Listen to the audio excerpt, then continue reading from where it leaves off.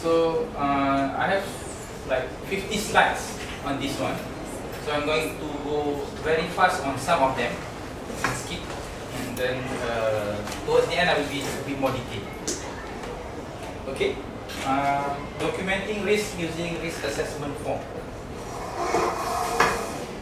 Okay, from next month, the 1st of April, we will use this form in all admission to psychiatric ward, male and female, all referrals to community psychiatric unit, and all referrals to government psychiatric nursing home and Mentari Sungai Buloh. So we will do the training in several phases, weekly CME, CNE, and archive lecture using YouTube. So there will be two types of video. One is the video of this presentation, another one is a video of the slides, where actually I will go step by step on the filling of the form. The theoretical video, I would not do the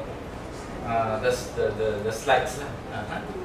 So in future, all psychiatric staff, you will be privileged with this form, and then the form will be registered to unit quality for the use. So documentation using risk assessment form.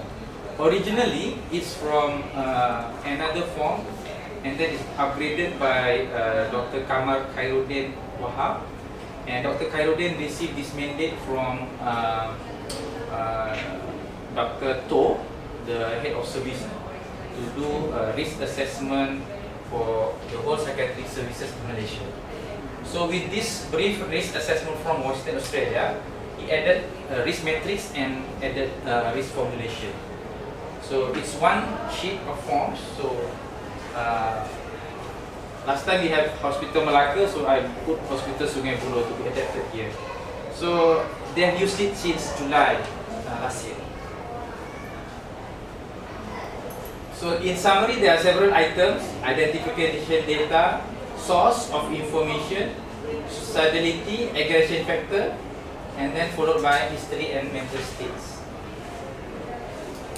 And then he added subsequently risk identified, risk matrix, formulation.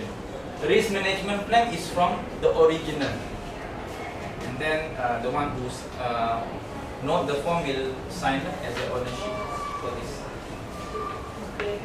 So for this purpose, we have outline training, where actually number one is overview, number two is the and subsequently is the 5 parts, where actually risk identification, analyzing risk, risk matrix, risk formulation, and management of risk.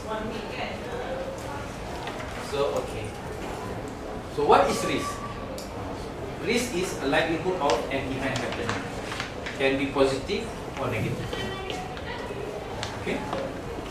So we are familiar with suicide, harm, aggression, and also we have so other positive lah, where actually more money coming in, more staff. There's also risk, risk to the older staff. So it can have positive outcome where there is a lot of money coming in, there will be a positive outcome, or can be the other way around, where actually if you have less staff, then can you have negative outcome. Maybe during festive season, that can happen also. How do we manage this? It's called risk management, where it aims to minimize the likelihood of adverse events within the context of management of an individual. So that the best is for the patient and for the staff. So as you know, risk is different from one day to another. For the same patient, also different. And formation of risk is associated with multiple factors. So the two things that we are concerned about is violence to others, which is injury and death, and violence to self. Can be self-harm or death due to suicide. So we hope that risk could be managed using certain methods so that it can become a safe and acceptable level. So this is the process that is being shown in one of the articles in Australia and New Zealand standard. 2004. I think that is the number of the code lah. It's not the year. So where actually you start from the top lah. You establish the risk, identify, analyze, evaluate, and then treat the risk. So after treating the risk, you review and monitor. So it's a dynamic process. And then on the left, you communicate and consult in each level. So you always have extra hand to do that each level, identify the risk. So usually you may want to know from history from the family, from other staff, so that you can identify the subsequent risk.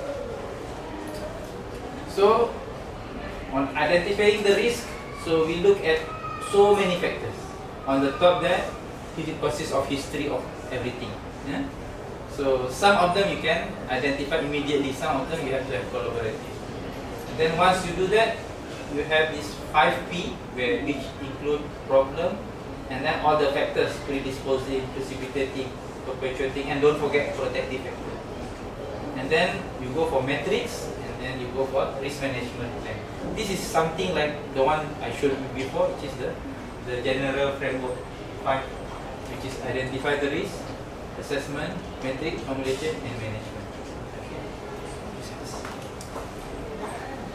So next is risk identification, gathering of information.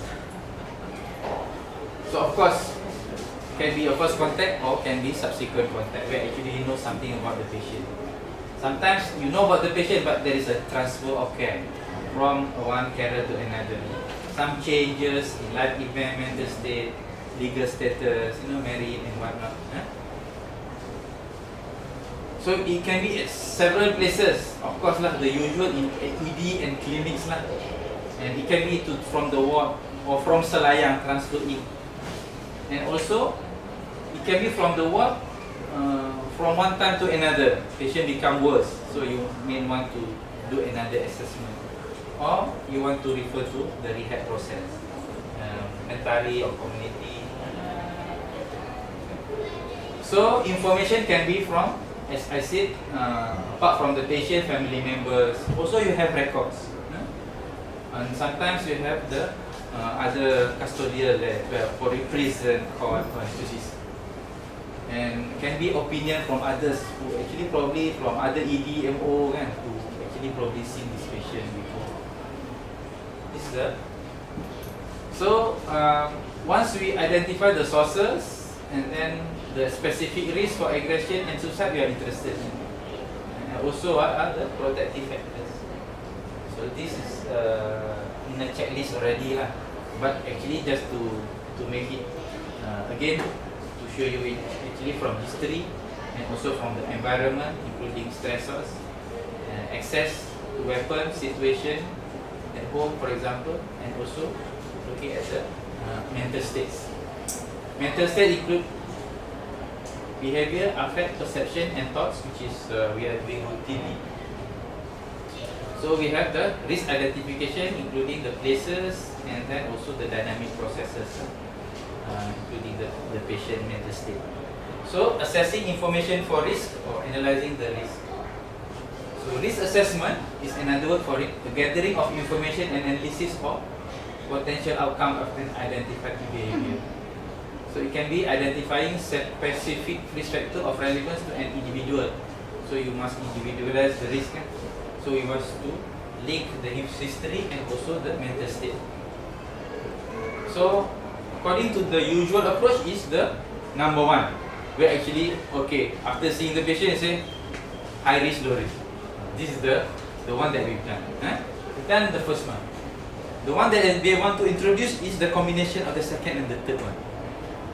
So it's a checklist, or it can be a tool.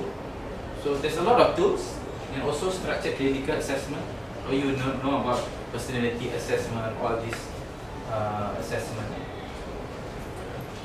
Using the actuarial approach based on this one, for example, checklist, historical data, risk registry, or incident analysis. So you can have all this demographic, and also you look into statistic and dynamic, and then you come up with the tool.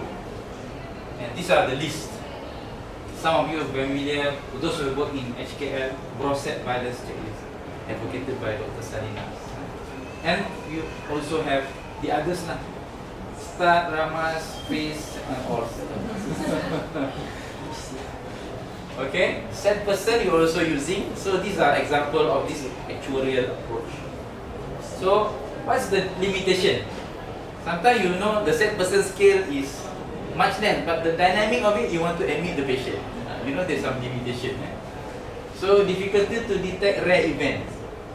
Developed to specific and selected population only. So application sometimes limited. This one is for prison, this one is for children. That's limited. Could not make prediction about individual behavior because sometimes the person is complex. They have medical illness and whatnot. And they emphasize on the prediction but not on the risk of management. So you have a set person skill and then they convert into plan of action, admit or not to admit. But sometimes you go beyond that. Say, oh, very good social support. High score but you discharge to the parents. Emphasis on static risk factor. So all this, they have all the specific risk factor all lined up. But the dynamic, small part only. But for you, it's both are important. So come to the third part where actually they have structured clinical assessment. You have the history, mental state examination, so all this in a structured way. So it's good, but for me lah, usually takes a long time lah. We have a lot of patients nak tengok satu-satu kan using structured clinical assessment. And also limitation is the iterator reliability. Okay. So due to doctor making assessment. So they come up with combination for the purpose of this lah. So using that, this one is the risk assessment process. So they take it into how bad, how often. So it can be bad, but it's very rare. So you go for, is there a need for action? So there is the first part is the how bad is it, consequence. Meaning the second part is how likely we to recur. So probability of likelihood. So they have A times B, which is the risk matrix. So you look at the matrix. So this is the simple risk matrix, 3 by 3. Yeah, 2 by 3.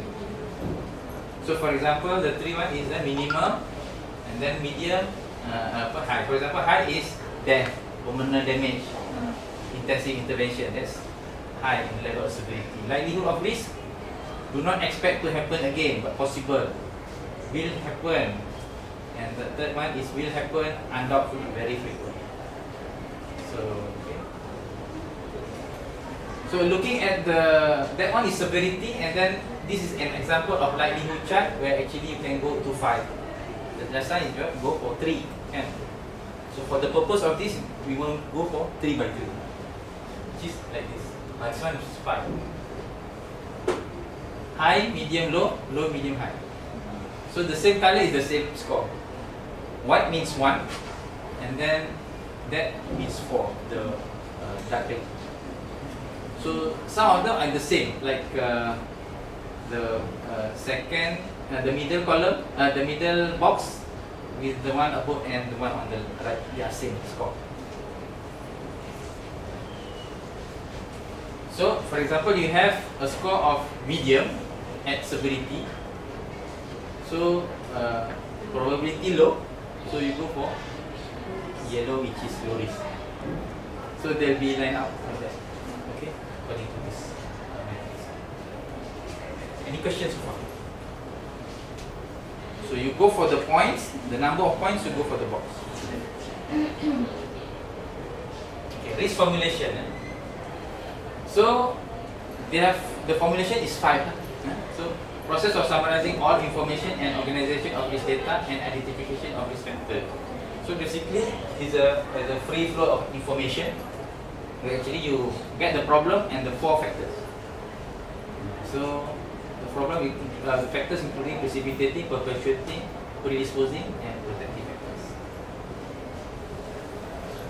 So this is how you formulate. You have a problem. Last time when you do the what we call Oxford, for formulation we have this summary, and summary of the patient and then the formulation. So this one is a problem and then the 4 factors. So it helps to individualize the risk domain of the patient, risk of the management of the risk. So managing the risk is once you have done the risk assessment, you formulate the risk and then you go for specific management and then you review, monitor. This is a cycle plan. So it can become a statement of plans, the one that you've done biasanya. Admit to the ward and observe and then give medication, get more information, refer secretary, review in 3 hours time, and then look for side effects. And in content is the name of the relevant person involved. Again, nurses to call relative, and then you say tomorrow is the date to see the relative. You must be specific. Okay. This is the one that you have done, is just to emphasize. So we have to include individualized plan, monitoring plan. So you have this TDS curve for observation, vital sign, therapeutic plan, and more information needed. Of course, this is the most common if you don't have the relative coming in. And then it must be patient-centered. So it's not like just everyone needs the same. Some people need consent ECT earlier, so this will include. And then positive risk approach. How do you improve the outcome of the patient by, for example, initiate acute home care early. For example, early discharge plan to reduce the risk. Okay. Review outline of responsibilities. The name of the person who review the next, probably the next on-call doctor. You may don't know the name of the doctor's on-call tomorrow, but we just inform. So if it's in the other ward, you are not going to get the on-call doctor to be called, but you know that they can call you the next day because you are working the next day, so they can actually call the doctor on-call, the doctor who is in charge of the patient. So this is another thing that is the same collaborative risk approach. A lot of this one. So patient-centered approach, do not focus on the risk but focus on the patient. This is the gist of this. Do not focus on the risk like suicide but focus on the patient. For example, patient had a need to see the doctor. So you have to accommodate so that the patient's distress is lessened by having a visitation by the doctor. So what happened to the risk? Hopefully can avoid the risk or minimize it or eliminate or transfer the risk. Transfer the patient out. Of course you have NMS, you don't know, your limitation is monitoring and then of course you transfer the risk.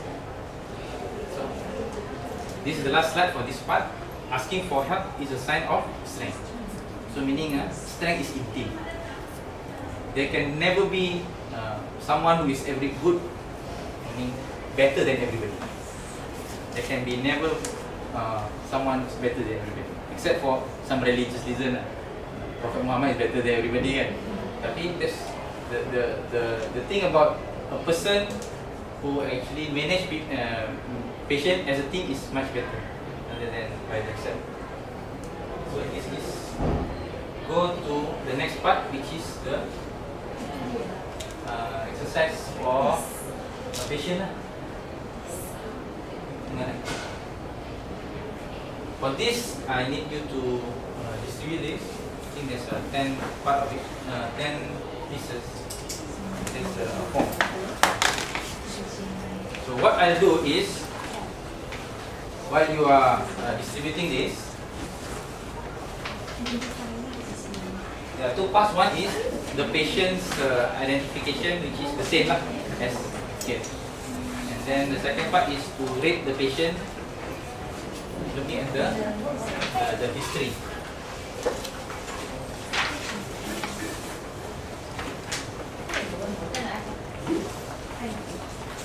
Okay, now we have this, the first part, source of information, and then a few boxes, suicidality, and then third part is risk factor of aggression.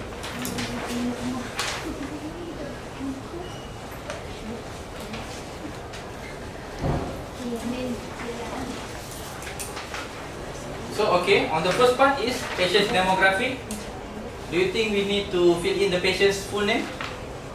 You may want to fill in the patient's full name, but for the purpose of this, we cannot put because it's a presentation. And this is a real patient in the ward, as you know. This patient from the familiarity with the history. Okay. Is the aircon on? Oh, okay. Sorry about that. Okay. So we're looking at the patient, and then we look at the rating. It's a 29-year-old Malay lady, still unemployed, staying in Kepong, and then so on and so forth. Report for auditory hallucination, where actually she presented to ED by herself, and she did voices, and then she told us that she had experienced commenting and commanding voices, and the voice asked her to jump off a tall building. Okay. So far here, are we able to actually look into the suicidality or violence factors? Any there? First bit. Okay, time. Which box?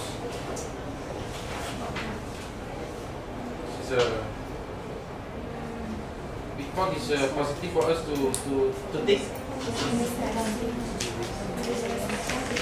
Okay, Satya saying what? Expressing suicidal ideation. Okay, he has plan or intent. Didn't say. Expressing level of distress.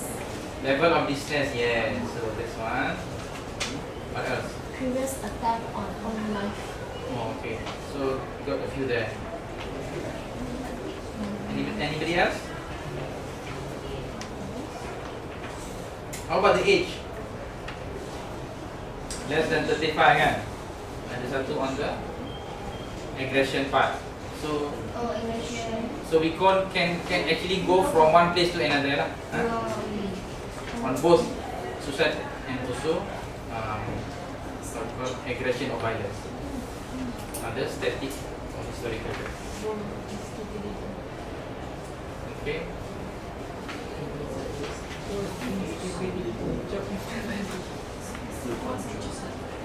Okay, so the second part, actually she took the car and drove to KTM, did not know where to go. She stand on the bridge, which is what we said just now. Thinking to jump, and then a passerby approached her and advised her to go to ED. And she had history of being unwell since 24, having depression. Depressive symptoms includes low mood, depressed mood, reduced energy, and so on and so forth. Unable to work, sleep most of the time, unable to recall the stress at the time. And then 216, she heard voices, commanding and commenting. And then she had mood changes. Sometimes she also feels the opposite, a reduced need of sleep, loss of plan, energy, excitement, irritability, but never aggressive. But most of the time she's depressed. Sometimes she's normal and functioning well. So she's brought to PJ in a private hospital in 2016.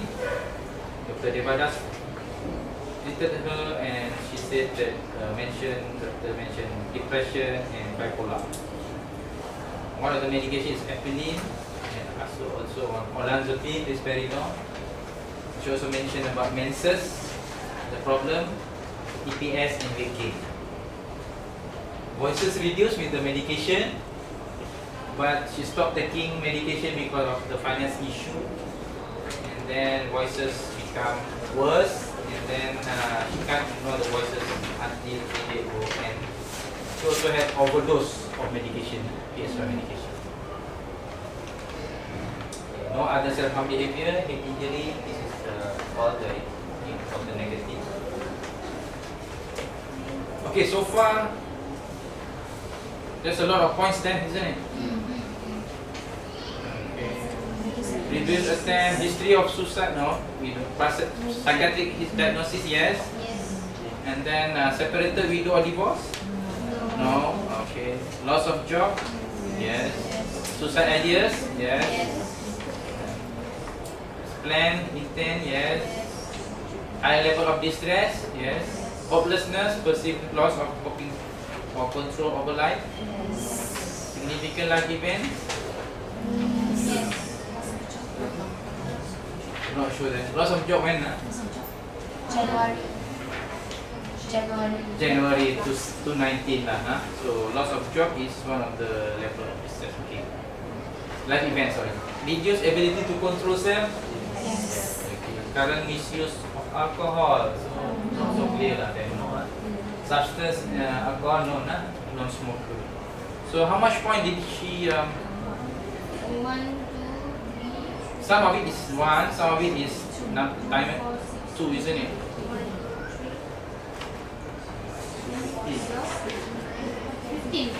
15, so it's high lah. Okay.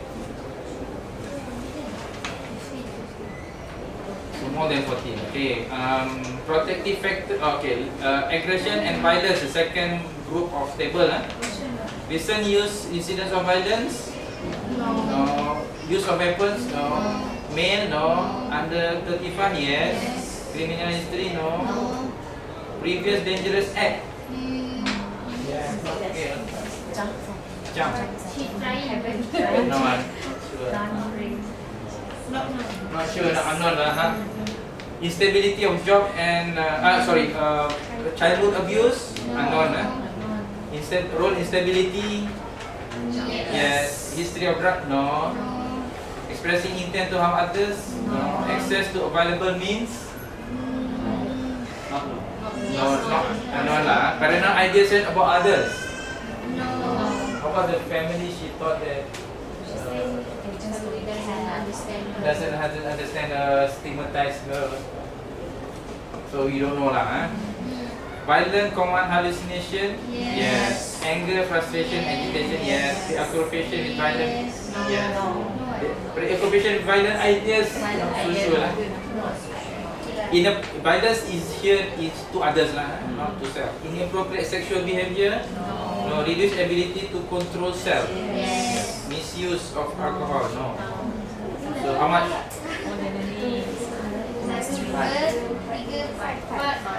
5, okay. Low lah. So looking at the low at the violence and high at the suicide risk. So we go significant issues. You may want to write the issue about job loss and stress with the family instability and mental state. So we look at the mental state. We may want to write the mental state like this. Same lah. Okay, positive one. So final risk identified. You may want to go for the suicide and violence lah, because both you rated, but you may want to write suicide more because that's the tendency. Level of risk, the high one, isn't it? More than 15.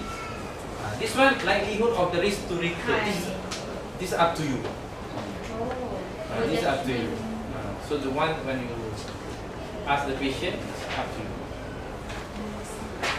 This is the what you call the one that is bit relaxed lah.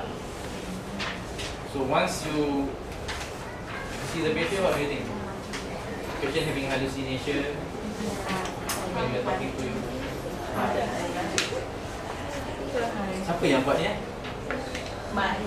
So once we taken to her, do you have the feel whether the likelihood of suicide? Untreated symptoms and full support. So medium lah. So I try to influence you.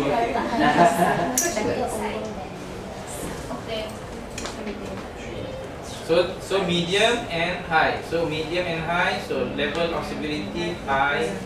Medium is the least to occur. So 3 lah. So 3 is high risk. So you circle at that high risk. So you circle at that high risk, and your job is done there. So whenever the nurse will pick up this one, they will. I ask them to look at the risk towards the end. They don't have to go to the first page just to make sure that it's the same patient, and then look at the high risk, and then ask them ask the nurses to look at the risk management plan. Okay. So you look at the risk management plan. I think the one that you want to do is to write all these plans lah. Admit, respirator, lorazepam, mood stabilizer, IMR loperidol. The one that is blank you put lah. BP monitoring ke apa kan. Pulse BP, pulse temperature. Lepas tu behavior charting, then of course so strict suicide reduction for now. And then probably you ask for night and call team to review ke. Then apa tu KIP ECT ke kan. Okay. So it is what you usually do. So I'm saying that this is transferring the computer to this thing because you know what? You know because Mentari do not have IT. So the only thing I can do is to give this to Mentari people. This is a summary of patient dynamic and also static. So the Mentari people says, oh, this is the patient lah, dah refer kan? Oh, they refer for supported employment, okay lah. And then they look at this risk, and then if the risk is whatever lah, and then they will ask doktor, dah dapat dah referral letter tu, dia punya risk dia macam ni. And then the doctor says, okay lah, you proceed lah with your whatever plan. So if, for example, if it's a bit unusual, and then you say, ya ke, high risk, then you do reassessment lah, tak apalah, jangan reject dulu ke whatever. So I will come and then look, probably ada tersilap tanda ke apa. So Dr. Najib, Dr. Najib will be Dr. Arif, and also my will actually rectify this. Okay, so this is just the missing part of the system that we have put already. Your assessment dan sebagainya, tapi this is the missing part. And this has been done, all the work has been done externally, bukan kita yang buat. This external done by Dr. Khalid. Okay. So I think he has invested a lot of time and he trial and then he present to us. He has all this history in Malacca punya when he presented in October. So all of us are quite satisfied lah. But implementation wise, it depends on each center. So because so many reasons now to implement urgently, so that's why I have this what we call training. Okay, so I think that's about it. And commission, yeah. Meaning that kalau macam for example lah, you want to refer macam mana cakap registration, refer to Mentari or supported employment ke, but still waktu tu the patient punya risk RF ni dekat punya high risk. So meaning that they have to reassess balik so that the score will be lower. So once the patient, this form is dynamic. After you admit the patient, there is a score. But for example, you want to do something, refer patient to nursing home. So you have to reassess and do another score because the nursing home people will look at the original score. Oh, really, doctor? Are you sure? Because the treatment has taken place. So the score is the most current one. So that's why you need to date the risk.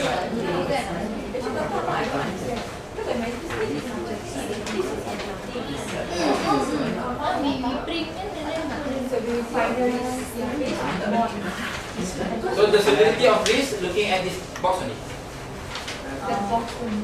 So this part is just for the mental state and the other risk is just for extra information. That's extra information. Basically, We don't edit to our point. For example, our point about we have the mental state agitated. So our point must be correlate with this one lah. What we call reduced ability to control self. This is the what we call dynamic, which is the now one. So we have the mental state, which is the now. In the past, there is history of it. Is the static historical facts, which is also fact, but last year. Because so this is no significance. this first can It is there. It is there. For example, you have hallucination now. So it is going to be expressed in suicidality dynamic. Patient have hallucination, right? It's all now. Yeah. Violent common hallucination. They consider present and past. So it is now. Which is Then protective factors. Protective factor, We give points, but we write but do not give points. Yeah, for example, patient have good family support. Media boleh lagi lah. We are not going to reduce the points because we are not going to reduce the points. That's all. Right.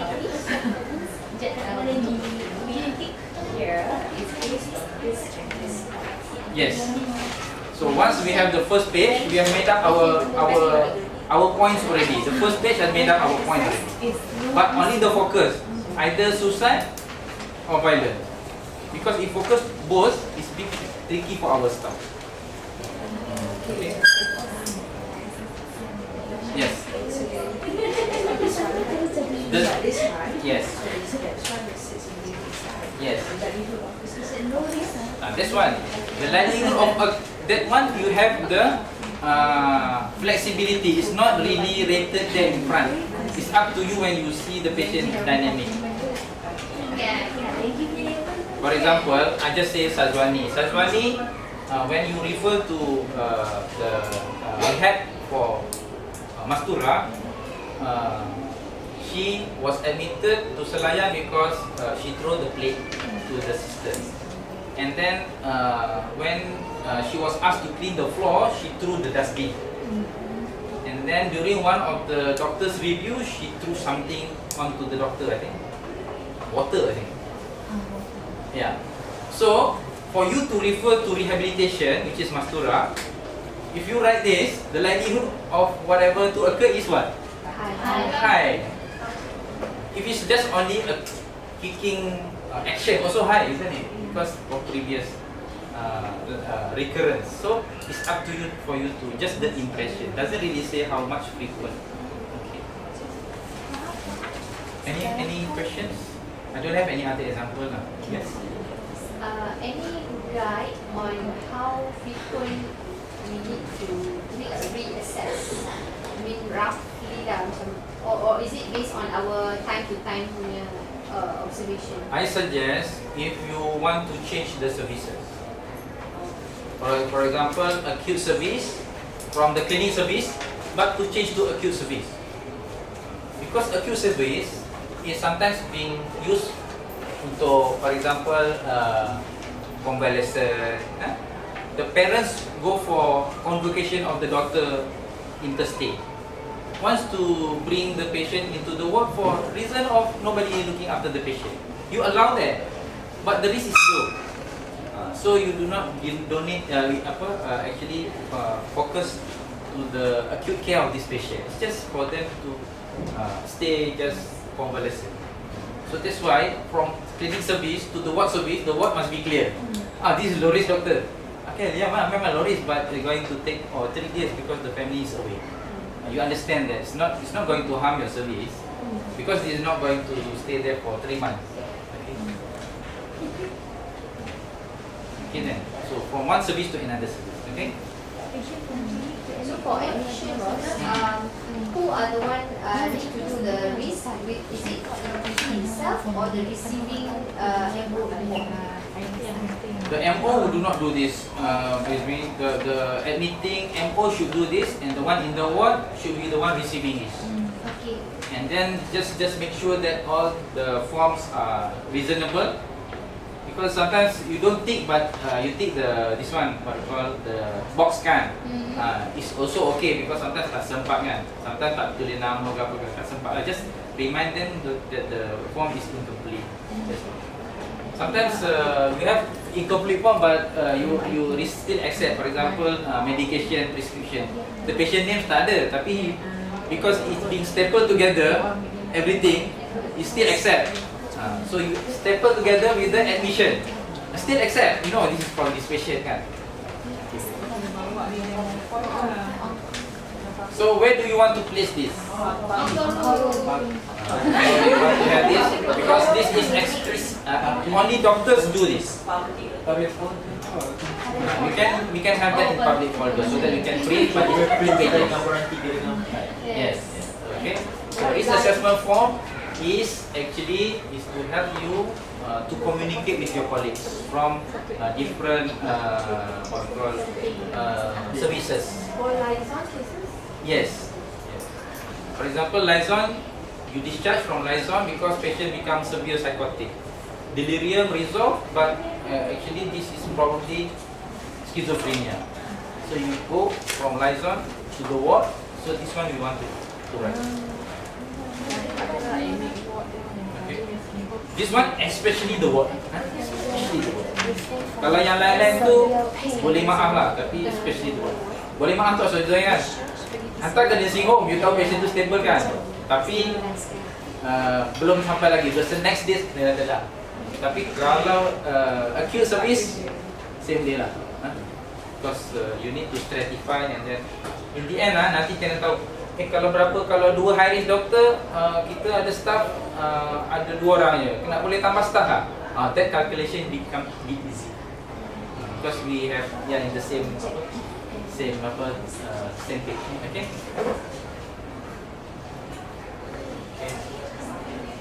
That's all. Satu syukur. This is just I found out.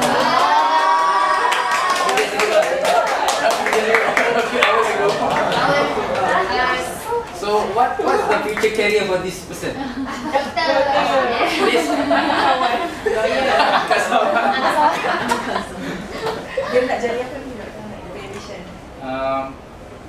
Several years ago, I asked her to be a teacher lah, whether she would consider. And you have children who were reprimanded for asking because the doctor, the teacher do not have the capacity to really find out the answer. 1, 2, 3. So once you have this generation who were reprimanded for asking, go to the university, they don't know how to ask.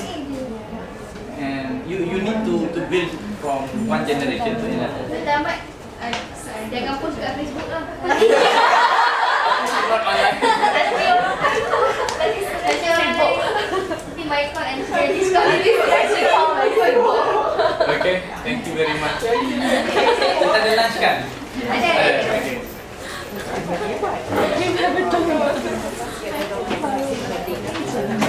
Okay. Okay. Tanya Abang Arif Thanks of SPM berapa Abang? Sorry. Serius, SPM dulu? Saya SPM di 7 tahun dulu. Same lah, with you 2007. 2006. Oh, you budak Why you 2006? She is better than the rest of us. Meaning the family lah. Meaning the results change from time to time. Expected result. The school also expected that, but mom says, Alhamdulillah, if she is asking for a very expensive price lah. Mama says the bar is all A+. She is smart. Because she is coming. She knows she can do it. So tak dapat semua A+ dia happy tak? Kan mana tahu kan high expectation.